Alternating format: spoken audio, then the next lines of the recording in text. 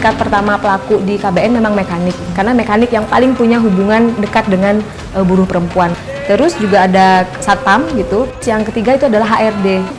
Bahkan bos merupakan salah satu pelaku kekerasan seksual yang terjadi di tempat kerja.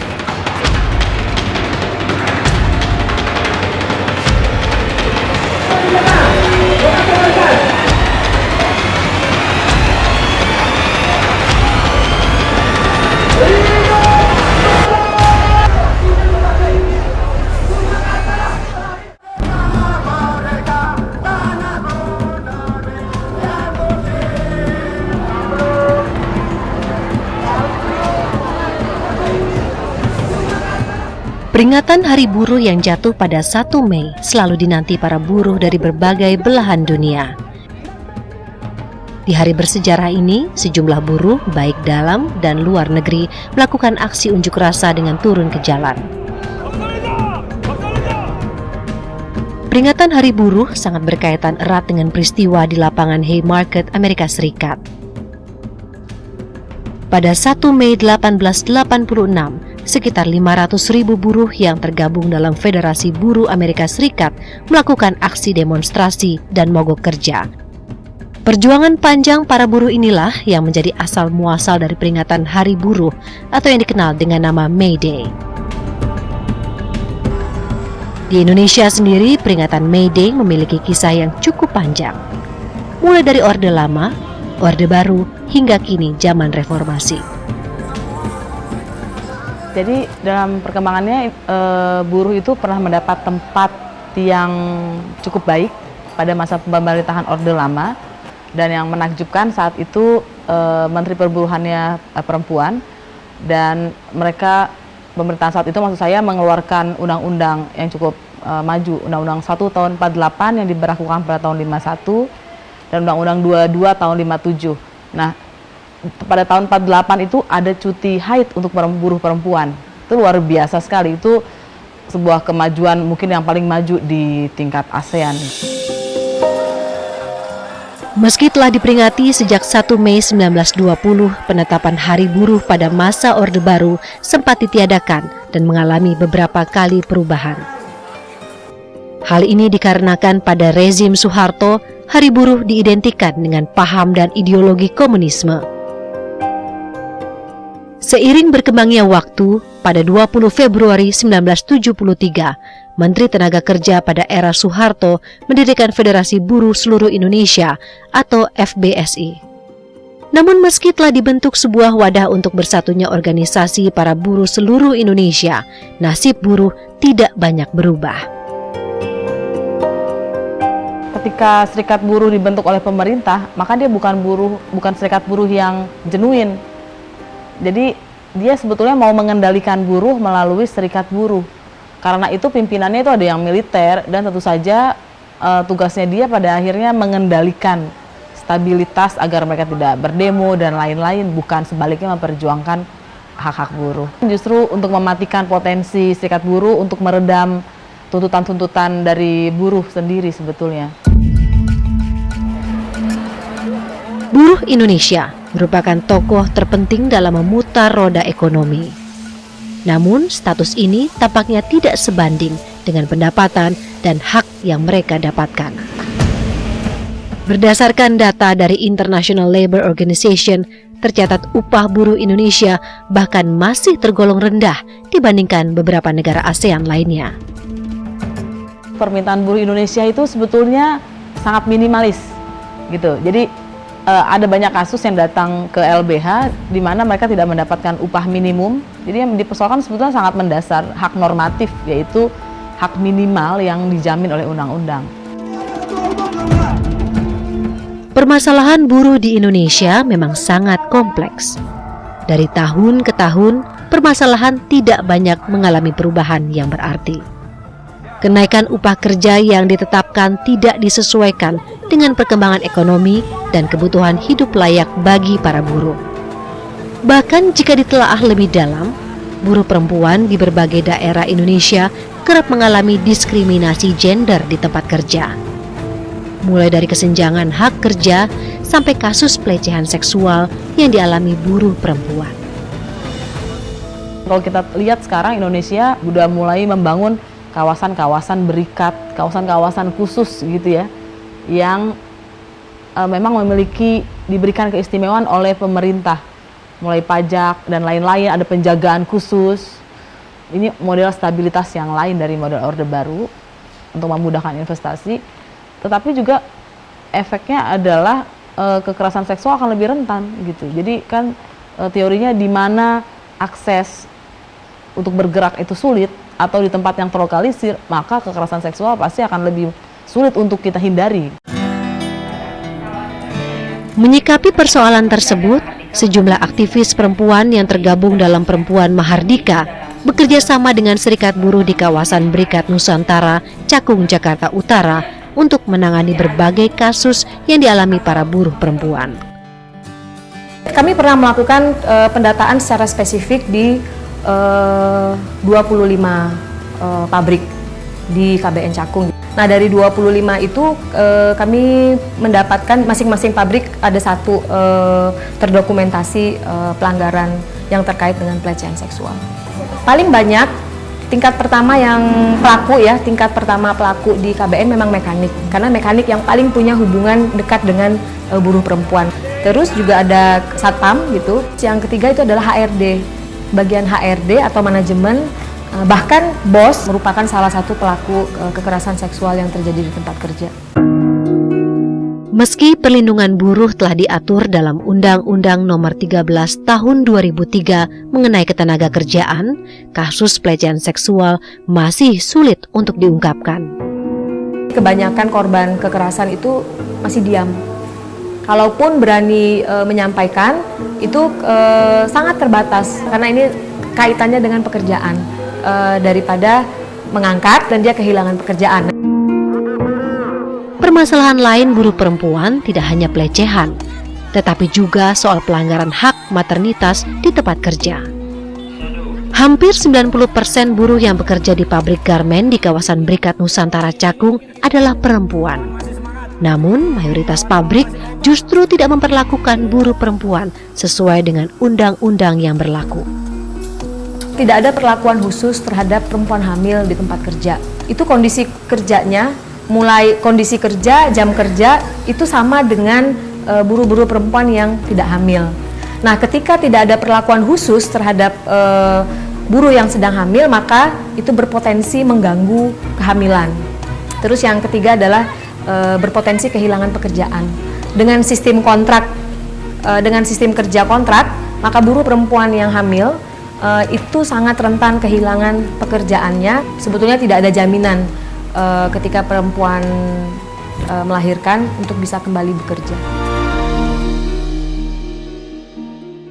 Ada satu sistem yang lebih baik, yang sistem itu harus kita perjuangkan bersama-sama. Perjuangan buruh di Indonesia ternyata menyisakan kisah yang pilu. Demi memperjuangkan haknya, tak sedikit dari mereka yang harus rela kehilangan nyawa.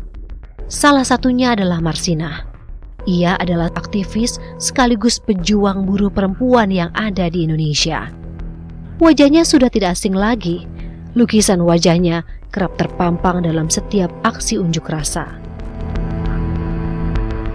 48 tahun silam, tepatnya 10 April 1969, Marsinah lahir di Desa Nglundo, Kabupaten Nganjuk, Jawa Timur.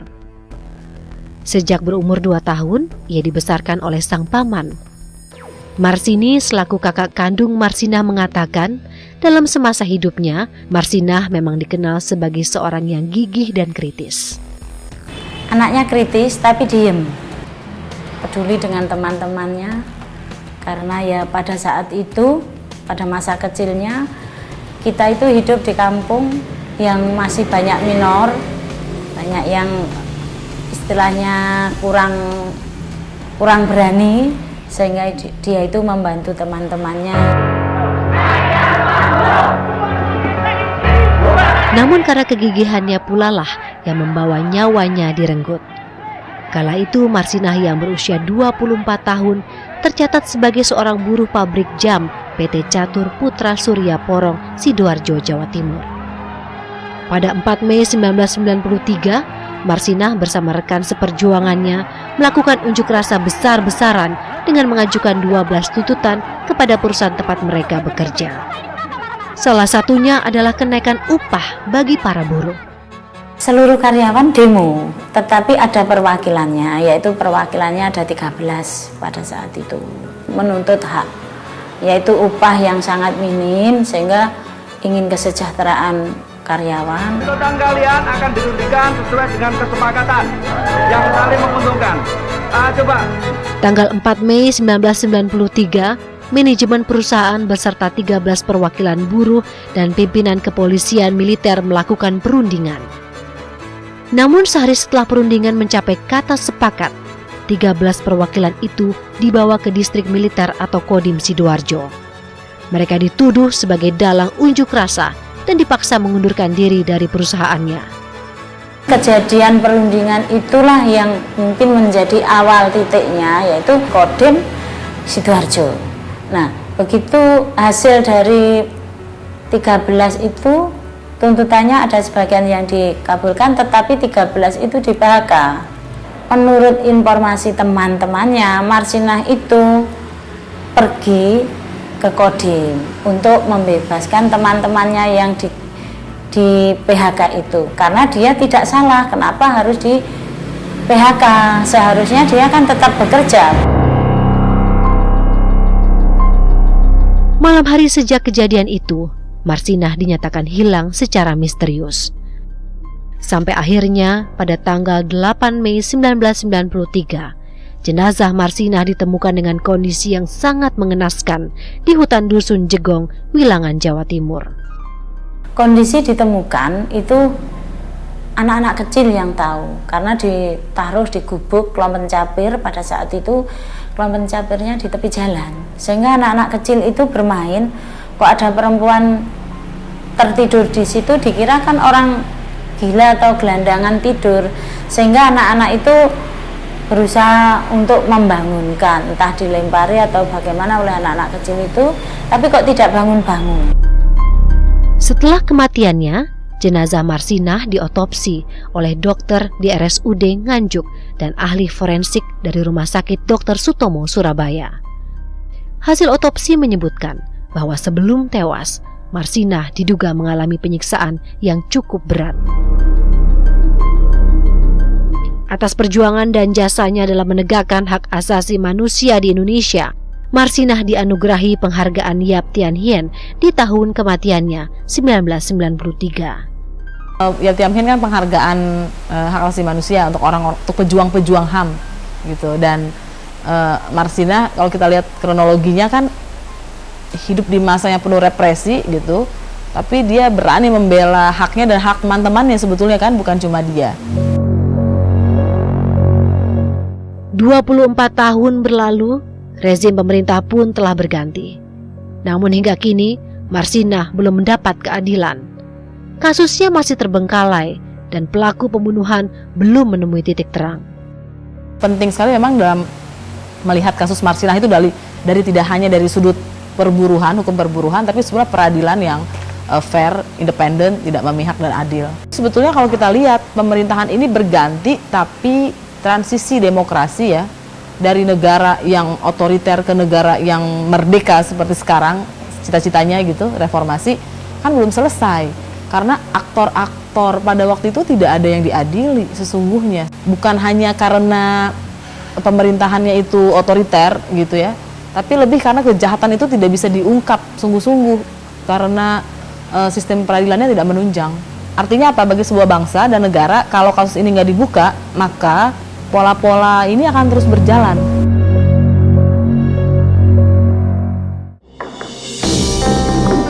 Raganya telah tiada, namun nama Marsinah selalu abadi. Ia adalah gambaran seorang buruh perempuan Indonesia yang berani menuntut haknya. Perjuangannya menginspirasi bagi gerakan buruh di Indonesia. Salah satunya radio komunitas buruh perempuan bernama Marsinah FM. Dinamai Marsinah karena menjadi simbol bagi buruh perempuan untuk berani berjuang, berani berorganisasi, membagi waktu dan segala hambatan lainnya yang menghambat buruh perempuan untuk aktif berjuang. Berawal dari gagasan para anggota Federasi Buruh Lintas Pabrik, akhirnya pada tanggal 21 April 2012, radio ini resmi mengudara dengan frekuensi 106 FM.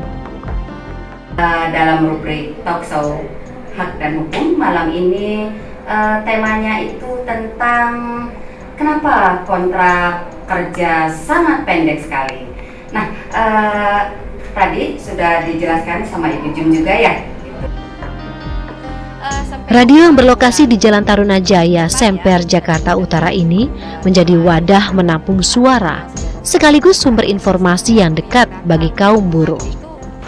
Informasi terkait apa sih buruh, siapa sih buruh, lalu kemudian apa itu buruh perempuan, apa saja hambatan buruh perempuan, apa saja hak buruh perempuan, memperjuangkan hak buruh perempuan terkait dengan kesejahteraan, ada tentang upah, tentang status kontrak gitu ya, dan kesetaraan, itu kesetaraan antara laki-laki dan perempuan dimanapun, terutama di tempat kerja.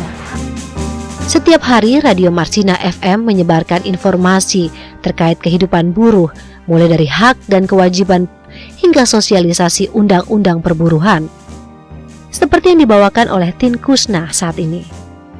Dengan suara tegasnya, Tin Kusna membawakan rubrik Hak dan Hukum di Radio Marsina. Lewat Marsina FM inilah Tin Kusna dapat menyuarakan dan berbagi pengalamannya. Saya akan persembahkan satu buah lagu. Lagunya itu dari Amisel, berjudul Isabella. Selamat mendengarkan. Jangan kemana-mana tapi ya, yuk selamat mendengarkan. Tentu saja ini tertarik karena selain juga menambah wawasan, tentu juga bagaimana kita sebagai buruh mengangkat isu-isu tentang buruh. Dan FBLP ini juga kan selain untuk perjuangan buruh juga mengangkat isu-isu tentang perempuan. Aku pikir ini satu paket, aku sebagai buruh dan aku sebagai perempuan. Sebelum menjadi penyiar radio Marsina FM, Tin Kusna juga bekerja sebagai buruh. Pada tahun 2014, pabrik garmen tepatnya bekerja melakukan pemutusan kontrak secara sepihak. Pesangon tidak diberikan sesuai dengan aturan. Bahkan selama 13 tahun bekerja menjadi buruh, Tin Kusna dan teman-temannya sempat mendapatkan perlakuan yang tidak menyenangkan. 13 tahun bekerja, 5 tahunnya itu mengalami penindasan yang cukup cukup ngeri lah gitu sebagai buruh ya. Karena kerja itu selalu lembur yang tidak dibayar. Teman-teman aku yang hamil itu kan waktu itu tetap mengikuti sistem kerja seperti yang tidak hamil. Jam kerjanya, targetnya gitu. Maksudku kan harusnya ada perlakuan khusus untuk buruh-buruh perempuan yang sedang hamil gitu. Sesuai dengan tagline-nya, yakni dari perempuan buruh untuk kesejahteraan dan kesetaraan, Marsina FM tidak hanya berkutat soal upah buruh saja, tetapi juga membahas isu-isu perempuan yang dialami di tempat kerja. Ada banyak kasus pelecehan seksual yang memang saat ini kerap dialami para buruh perempuan.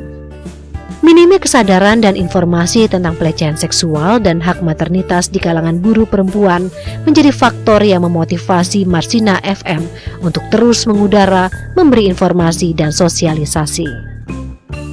Hak buruh perempuan itu yang dasar itu ada cuti hamil, cuti melahirkan, lalu kemudian ada tentang pelecehan seksual di tempat kerja, tentang tubuh ya, kesehatan reproduksi. Nah, buruh perempuan sebagai buruh dan sebagai perempuan itulah informasi yang kita berikan. Karena tidak lepas ya ketika bekerja sebagai buruh di pabrik atau di tempat kerja, ya dia ada dua entitas gitu di dalam dirinya sebagai manusia. Seiring berjalannya waktu, Radio Marsina FM telah memiliki website yang menghasilkan karya dalam bentuk berita tulisan, berita audio, bahkan audio visual yang dituangkan dalam sebuah film. Hasil dari audio visual itu kita workshop bersama dengan beberapa teman ya, pegiat film, yang kemudian menghasilkan video-video singkat di YouTube Lingkar Buruh Suara Buruh Marsina. yang terus kemudian kami memproduksi menjadi kamera person di film Angka Jadi Suara, film dokumenter yang diproduksi oleh FBLP. Film dokumenter berjudul Angka Jadi Suara ini seakan memberi bukti bahwa korban pelecehan seksual yang dialami buruh perempuan di tempat kerja memang benar adanya. Hingga kini, nasib buruh masih menjadi persoalan yang belum tersentuh secara utuh. Namun setidaknya dengan kehadiran radio ini, para buruh bisa tercerahkan, menemukan wadah untuk bersuara, berekspresi sebagai ciri negara demokrasi. Dengan harapan ke depannya, kasus-kasus buruh, khususnya buruh perempuan, dapat teratasi.